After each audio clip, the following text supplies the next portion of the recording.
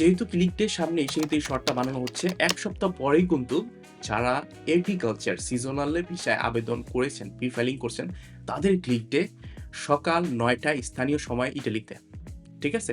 ঠিক ১ সপ্তাহ পরেই ১২ই জানুয়ারি সকাল ৯ টার দিকে অনুষ্ঠিত হবে ক্লিক ডে। ঠিক আছে? বাংলাদেশ সময় প্রায় দুপুর ২ টায়। ঠিক আছে?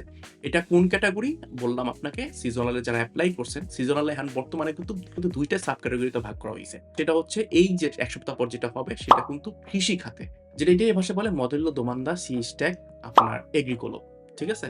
এবং ঠিক ১ মাস পরে, ১ মাস পরে একটু কম হবে ২৭ দিন পরে ফেব্রুয়ারির ৯ তারিখে আরেকটা সাব ক্যাটেগরি ক্লিক হবে সেটা হচ্ছে ট্যুরিজম খাতিরে। যেটা মডেল্লো দোমান্দা সি স্ট্যাক ট্যুরিজমো ইটালি ভাষায় বলে।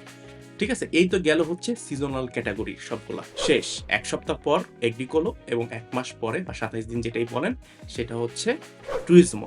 এখন আসি স্পন্সরে। ১৬ই ফেব্রুয়ারি আগামী ১ মাস পর হবে ১৬ই ফেব্রুয়ারিতে স্পন্সর ক্যাটেগরি যেটা মডেল্লো দোমান্দা V2020 বলা হয়। এবং ঠিক ২ দিন পরে ডোমেস্টিক ভিসার ক্ষেত্রে ডোমেস্টিক যেটা হচ্ছে মডেল্লো দোমান্দা এভিস কোটা। ঠিক আছে? এই মোট ৪ টা ক্লিক দেওয়া হবে। ঠিক আছে?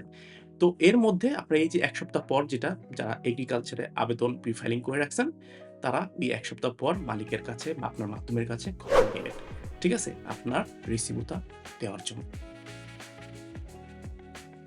তারপর ক্লিক ডের দিন, ক্লিক ডে শেষ হওয়ার পরে মানে বাংলাদেশ সময়ে আমার দুপুর ২ টার পরে আপনি আপনার মালিক হোক বা যে মাধ্যম যারা করে আপনি আবেদন করছেন, তাদের কাছ থেকে কিন্তু আপনি রিসিভটা চাইতেই পারেন। এখন অনেকে এখানে একটা লিমিটেশন থাকে। আপনার দেখা যায় যে সার্ভার বিজি থাকার কারণে অনেকে হয়তোবা রিসিভটা আগে পায় না।